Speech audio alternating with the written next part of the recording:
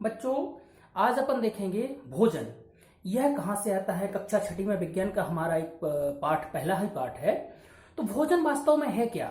भोजन हमारे शरीर के संचालन के लिए, शरीर की वृद्धि के लिए और जो ऊर्जा प्राप्त करने के लिए जिन खाद्य पदार्थों को हम भोजन के रूप में ग्रहण करते हैं, खाना के रूप में ग्रहण करते हैं, जिनको हम खाते हैं, वो हमारा भोजन होता है।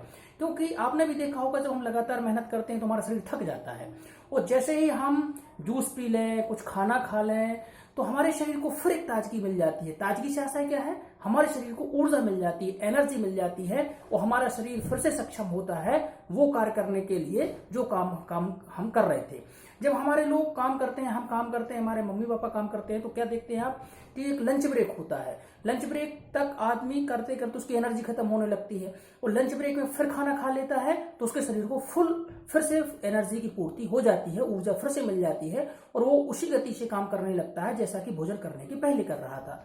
तो भोजन के आधार पर अगर अपन देखें तो दो प्रकार के अपने यहाँ जीव जंतु पाए जाते हैं।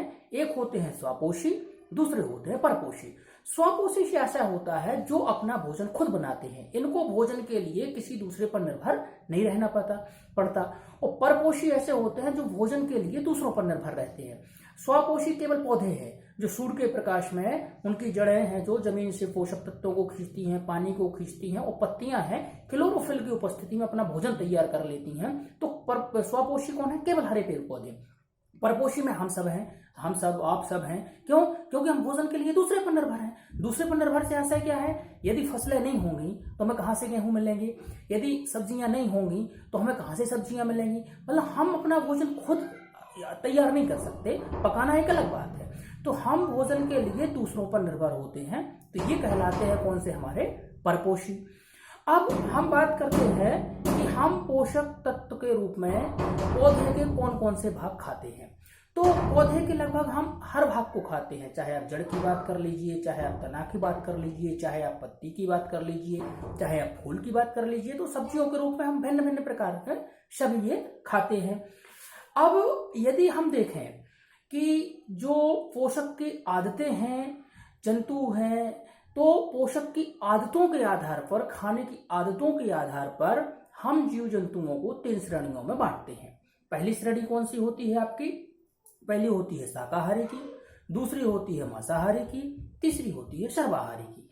शाकाहारी वो जीव जंतु होते हैं जो केवल अपना भोजन घास, साग, मतलब पादप उत्पादों से प्राप्त करते हैं, वो शाकाहारी होते हैं। जैसे हिरण को देख लीजिए आप, खरगोश को देख लीजिए, कभी कुछ नहीं, केवल पादप उत्पाद ही खाते हैं, तो ये क्या हुए, शाकाहारी। दूसरे होते हैं मांसाहारी, जो अपने भोजन के रूप में केवल मांस को ग्रहण करते हैं, वो होते हैं आपके मांसाहारी। जैसे शेर देख लीजिए, शेर कभी घास नहीं खाता है, दूध नहीं पीता, रोटी नहीं खाता, वो मांस खाता है, तो वो क्या हुआ, मांसाहारी। तीसरी बात आती है सर्वाहारी की, जो अपनी परिस्थिति और अवसर के अनुसार अपने भोजन को परिवर्तित कर लेते हैं। कैसे, कभी शाकाहारी हुआ तो शाकाहारी खा लिया, और कभी मांसाहारी मिला तो मांसाहारी खा लिया। जैसे आप देखिए, कुत्ता है हमारा, कुत्ते को क्या होता है, कुत्ता रोटी भी खा लेता है, और जब जानवर मर जाते हैं तो उनका मांस भी खा लेता है। तो कुत्ता हुआ कौन सा, सर्वाहारी। और हिरण और आपके खरगोश क्या हो गए, शाकाहारी, और शेर हो गया आपका मांसाहारी। तो ये 3 प्रकार के हैं। अब बात ये आती है कि हमारे जो भोजन है वो हमें मिलता कहाँ से है, भोजन के स्रोत क्या है। तो भोजन के हमारे 2 स्रोत हैं, एक तो है हमारे पादप पेड़ पौधे, और दूसरे हैं हमारे जीव जंतु।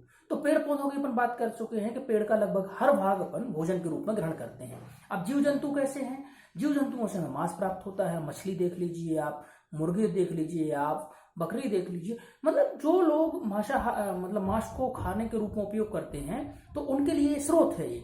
जो मांस को पसंद करते हैं तो वो इसको भी एक विकल्प अपना सकते हैं कि उनको एक खाना पूर्ति करता है उनके पोषक तत्वों की। दूसरा, जानवरों से हमें, मतलब मुर्गी से हमें अंडे भी मिलते हैं। तो इस प्रकार हमारे भोजन के जो स्रोत हैं वो 2 हैं, एक तो है पादप, दूसरे हैं अपने जंतु। तो भोजन बहुत आवश्यक है शरीर की वृद्धि के लिए। अभी आप बच्चे हैं, आपको ज्यादा खाना पड़ता है, क्योंकि आपका शरीर की जो है ग्रोथ हो रही है, वृद्धि हो रही है, तो आपको बार बार खाना पड़ता है। क्यों, हर बार आपकी एनर्जी ग्रोथ में लग जाती है, खेलते हैं उसमें खर्च हो जाती है।